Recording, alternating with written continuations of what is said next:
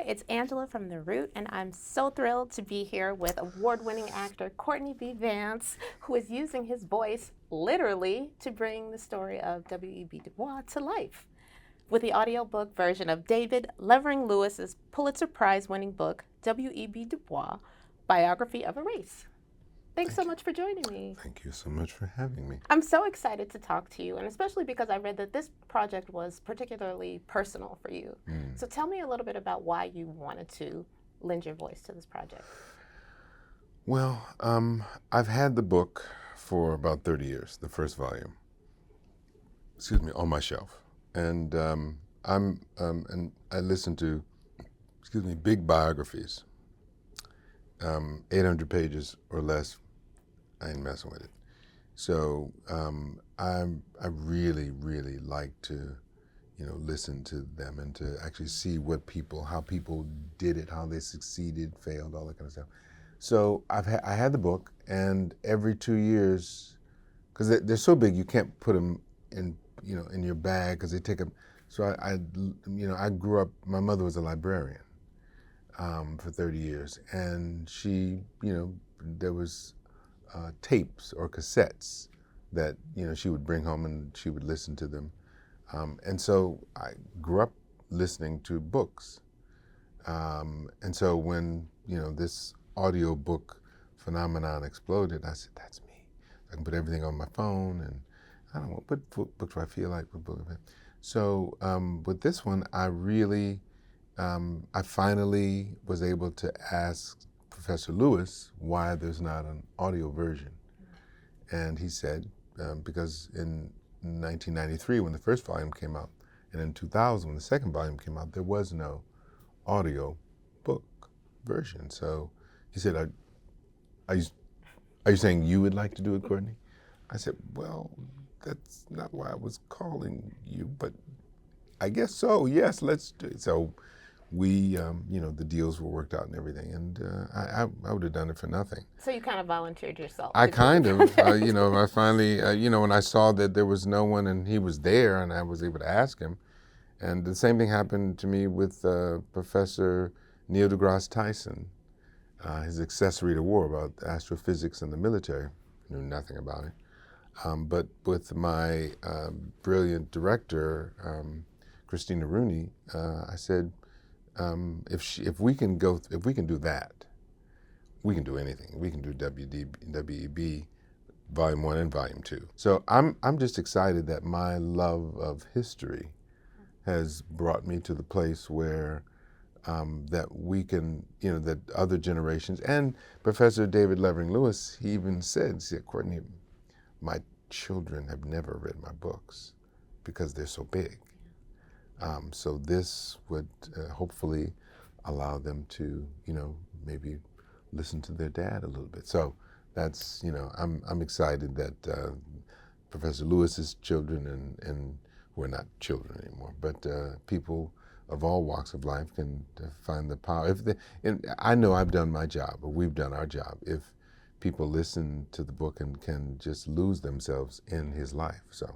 Absolutely. So I read that you spent nearly 100 hours in the studio working on this. Is that true, first of all? I don't know what the math is.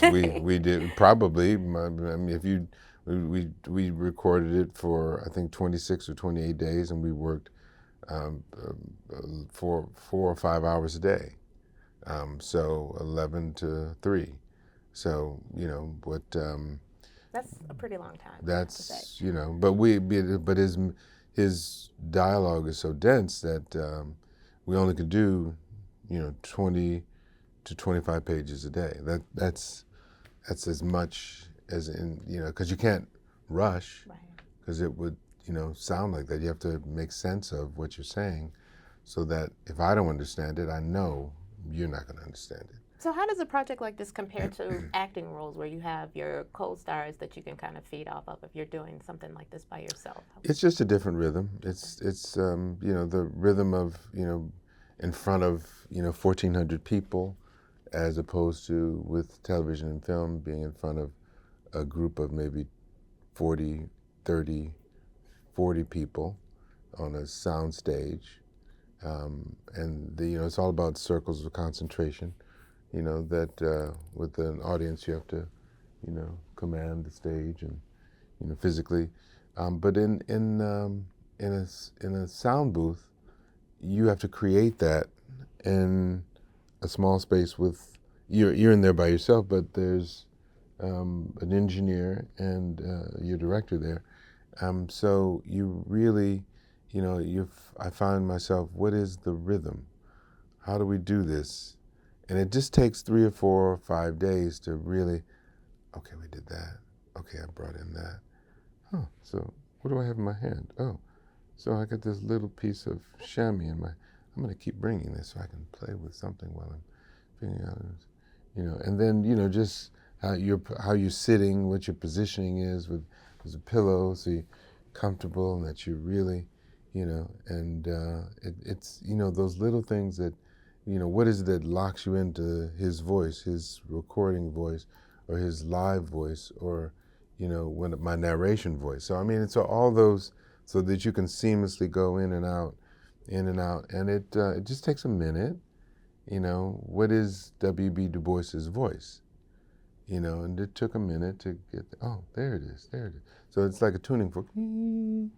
Now we know, when we come back in September to begin the second volume, we just know where to go. So, but it, you don't panic. And as I said, if we did Professor Neil deGrasse Tyson's book on astrophysics in the military, I think I can do anything. I would say so. So we write a lot about book bannings at the Root, and we specifically talk about how in this current political climate that there are just so many attempts to kind of erase certain aspects of our history from libraries and schools and things like that. So why do you think now is an important time to tell the story of the work of W.E.B. Du Bois? Because he's been forgotten. When he died in Ghana, and the president of Ghana gave him a state funeral. As the same day he died, MLK, I think it was August 28th or 26th, MLK was delivering his I Have a Dream speech. So we have the foremost African-American man dying, of his generation dying, and you have the newly ascended person taking the mantle of him, but ascending, but we don't know that it's taking place. We don't know that a transition of epic proportions is taking place. All we know about is MLK, and we've forgotten how great this man was who set the stage for MLK to be Martin Luther King Jr. We can't forget where we came from. We cannot afford to forget anything. And that is, I think, at the root of our issues, that we just build on and don't know what the foundation is. Yeah. We have to know that we are great people, that we came from, that our people built this country, built it literally.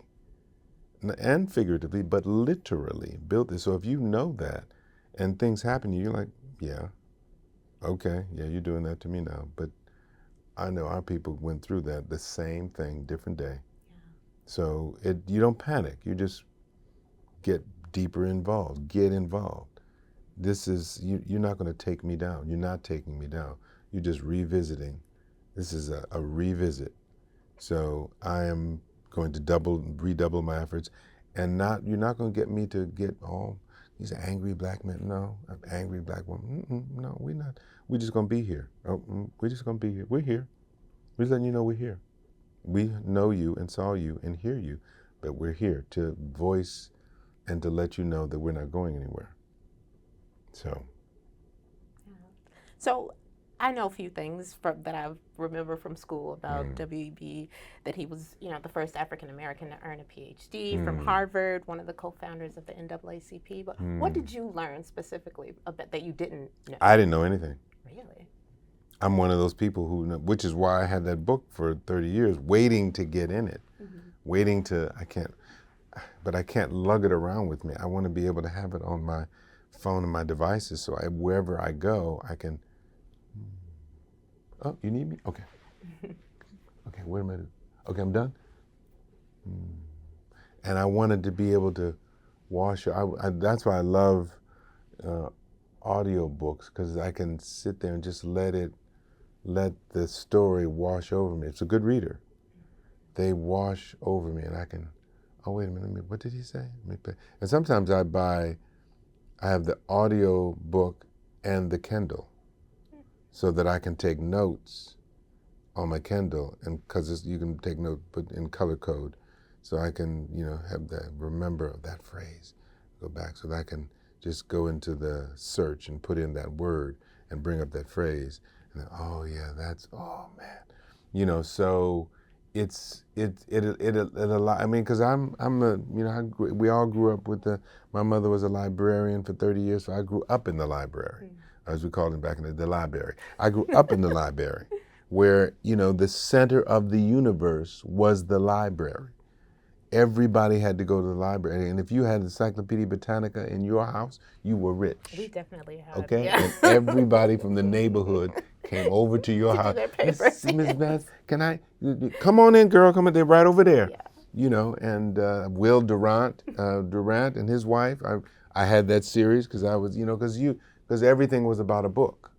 So to go from somebody who was raised in the library, literally, and then my mother was at worked at the main library, and then went into the branches so that she can be closer to us when we came home for school. And my sister and I don't get me started. My sister and I would run down the mile to the branch, like Hubbard Library in Detroit.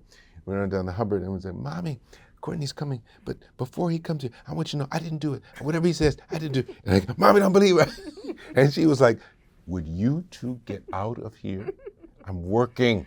And the place was filled with students and teachers and so the center of the world, as August Wilson said, the center of the world was the library. But now you can, one click, you're in the Library of Congress. Does anybody really know what the Dewey Decimal System was anymore? They don't even know what that is. We grew. It was a different time, but we grew up with books, and so I'm hoping that this will afford young people who are because everything is through the phone now. So I read more now, listen more now.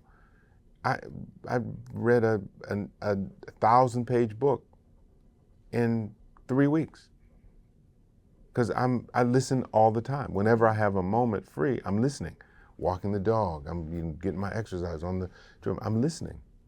So and if I want to remember something, I can just note, and it's there, so I can go back and get that note and remember that phrase and use that maybe as at the end of my emails, a quote at the end of my email. So you're embracing the technology. I grew up with it. My mother used to take. There used to be audible books were cassettes, so she would bring the cassettes home, and we would, as we were driving, she'd pop in wherever we drove across the country one time, and she had, I drove her across. I was going to drive myself, but she said, "Can I come?" So we drove across the country, and before she went to bed, she was in there. I heard her in her room listening to her tapes. So that's how I grew up. I grew up listening to books from her. So she was always trying to. So my sister and I, we just do what we were raised to do, which is continually expanding our minds, continually, always looking for something to I didn't know that. Yeah. So what do you hope people who listen to your voice and listen to the story, what do you hope they take away from it when they're done? I want them to continue to be curious, continue to, what does that mean? What is longitude and latitude? How does that impact? I mean, I had no idea that when we began to travel over the seas, people couldn't figure out how to go from here to all the way across over there and not end up, on way. So that whole longitude, there was a battle to figure out longitude. It was a whole competition, a worldwide competition, because nobody could figure out how to do it. And somebody developed a an instrument. And that fascinated me. That these phones. This is a new moment in technology where everything is through the phone. Much the same way, Miss Angela, that everybody was slaving. Everybody. It was a thing. And there was no judgment on it. It just was. Oh, you got your slave? Oh, you got your... Black people were slaving. White people were slaving. I mean, around the world, everyone was doing that. That's what these phones are now. These phones are now our slave. We are slaves to these phones. And this, how do we embrace this technology, but at the same time, keep a part of who we are and where we came from?